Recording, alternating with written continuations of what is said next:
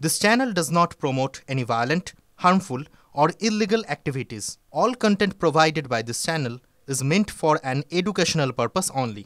Top quality और consistent performance के लिए सिर्फ सिल्वर पंप्स नाम याद रखना। হাসপাতাল থেকে সদ্যজাত শিশুকে মুখে করে তুলে নিয়ে যাচ্ছে কুকুর। গত বছর বাঁকুড়ার সোনামুখী গ্রামীণ হাসপাতালের এমন ছবি সামাজিক মাধ্যমে ভাইরাল হতেই তুমুল তোলপাড় হয় রাজ্য জুড়ে। তারপরেও হাসপাতালের পরিকাঠামোগত হাল একটুও বদলায়নি, আর তার প্রমাণ মিলল গতকাল 26শে মে ভাইরাল হওয়া একটি ছবিতে।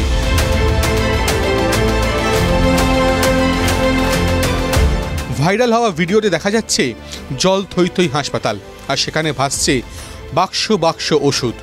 বেঞ্চের উপর পা তুলে কোনো ক্রমে বসে রয়েছেন রোগী এবং রোগীর পরিজনেরা। আর এই ছবি সামাজিক মাধ্যমে ছড়িয়ে পড়তেই ফের শোরগোল পড়েছে এলাকায়। আমি কাল ডাক্তার দেখাতে আসি, সেই মোমেন্টে বৃষ্টি নামানোর পর আমি এসে দেখি যে প্রচণ্ড হারে জল। ডাক্তার সব পাহাড় তুলে পর চেয়ারে বসে রয়েছে, পেশেন্টও বসে আছে, কোনো রকমভাবে দেখাতে পারে না। আমি সেই উদ্দেশ্যে সঙ্গে সঙ্গে ছবি তুলে সঙ্গে সঙ্গে লাইভ করে ছাড়লাম। ওই যে হসপিটালের ভিতরে, আউটারের ভিতরে ওই মাথায় ঢুকছে, এই মাথায় বেরোচ্ছে জল।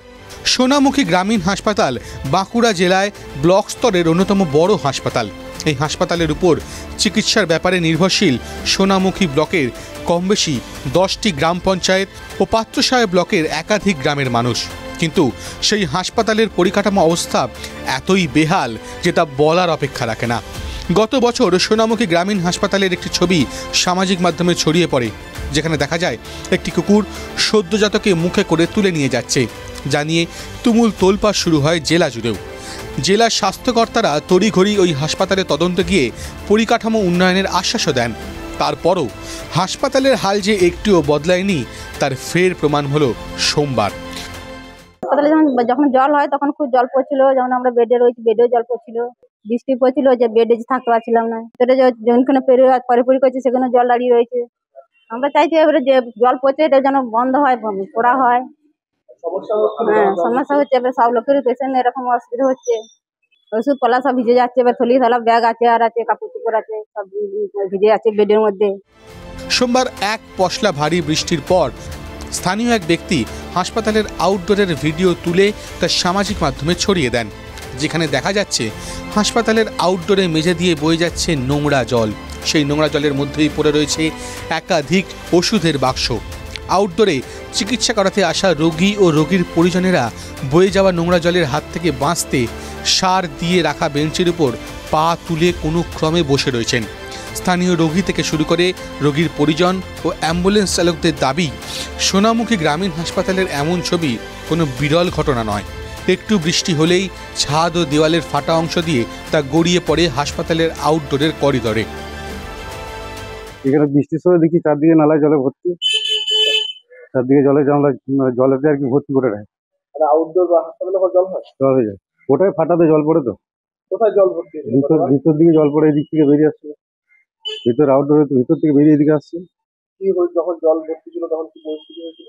সেটা দাঁড়াবার পয়সা নাই, জল পড়েছে চারদিকে, কতটুকু যাবে, অনেক পেশেন্ট সেখানে, এতটুকু জায়গার মধ্যে পেশেন্ট থাকবে কি করে?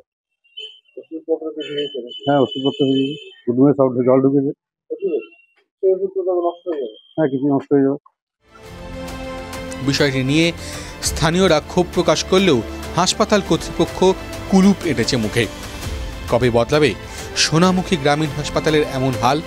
আপাতত সেদিকেই তাকিয়ে সোনামুখী ও পাত্রসাহেব ব্লকের বিস্তীর্ণ এলাকার মানুষ।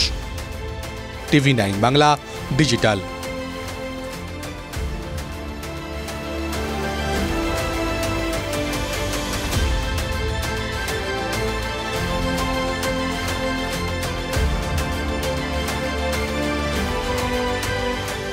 ক্লাস 10 ও ক্লাস 12 এর পরীক্ষা শেষ, রেজাল্ট আউট। এরপর কি পড়বেন, কোথায় পড়বেন, সুযোগ সন্ধান এখন হাতের মুঠোয়। TV9 বাংলা এডুকেশন এক্সপো 2025, কলকাতার সবচেয়ে বড় education expo.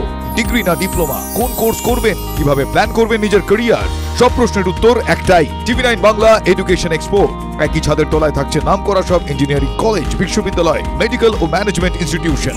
TV9 Bangla education expo 2025 31শে মে ও 1 জুন বোস ইনস্টিটিউটে, কলেজ মোড় সেক্টর 5, সকাল 10টা থেকে সন্ধ্যে 7টা পর্যন্ত।